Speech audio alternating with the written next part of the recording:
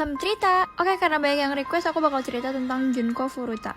Junko Furuta lahir pada 18 Januari 1971. Ia adalah seorang siswa SMA biasa yang tinggal di Misato, Jepang bersama orang tua dan dua saudara laki-lakinya. Di sekolahnya, SMA Yashio Minami, Junko dikenal sebagai gadis baik-baik yang cantik dan aktif. Kecantikannya membuat banyak laki-laki suka padanya, salah satunya adalah Hiroshi Miyano. Bisa dibilang Hiroshi adalah seorang berandal dan tukang bully di sekolahnya. Dikatakan juga dia memiliki koneksi dengan Yakuza atau mafia Jepang. Tapi saat Hiroshi menyatakan perasaan ke Junko, Junko ini menolak. Hal ini pun membuat Hiroshi kesal. Tepat pada tanggal 25 November 1988, saat itu Junko baru saja pulang dari kerja sambilannya dengan menggunakan sepeda. Namun di tengah perjalanan, tiba-tiba seseorang menendang sepeda Junko dan ia terjatuh. Tak lama setelah itu, Junko bertemu dengan Hiroshi yang menawarkan untuk membantu mengantar Junko sampai ke rumah. Tapi sebelum ia sadari, Hiroshi dan 3 orang teman lainnya ini menculik Junko. Ini muka-muka penculiknya, guys. Awalnya Junko ini dibawa ke sebuah gudang dan diperkosa di sana. Namun setelah itu dipindahkan dan disekap di rumah orang tua Nobuharu. Katanya walaupun orang tuanya ini tahu tentang Junko, mereka tuh milih diem karena takut dengan Hiroshi yang punya koneksi dengan Yakuza. Di sanalah Junko disiksa dengan sangat kejam. Buat yang gak kuat boleh di skip aja ya. Ia dibiarkan telanjang selama disekap. Dikatakan ia juga diperkosa oleh 100 orang berbeda sebanyak hampir 500 kali. Berbagai benda asing dimasukkan ke kemaluannya, mulai dari gunting, botol, lampu, tusuk barbeque, besi, dan lain-lain. Mereka juga sering memukul Junko dan membakar bagian tubuhnya. Ia bahkan dipaksa makan kecoa hidup dan minum urinnya sendiri. Dia juga sempat dijadikan samsak tinju, disuruh tidur di luar saat musim dingin, dipukul dengan stick golf, tongkat besi,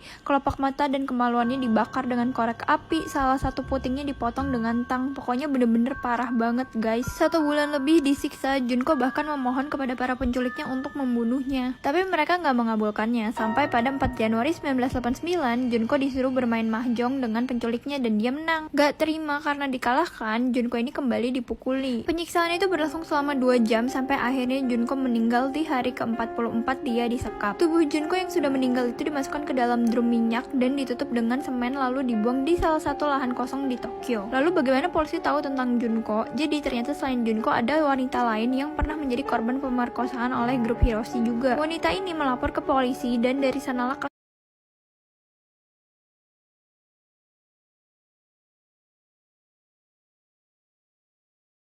Junko ini mulai terungkap. Keempat pelakunya pun ditangkap, tapi guys, sumpah ini aku baca kesel banget. Hukuman mereka tuh bener-bener ringan karena katanya mereka masih di bawah umur. Hiroshi dihukum 20 tahun penjara dan udah bebas tahun 2003. Nobuharu 5-9 tahun penjara, Yasushi 5-7 tahun penjara, Joe Kamisaku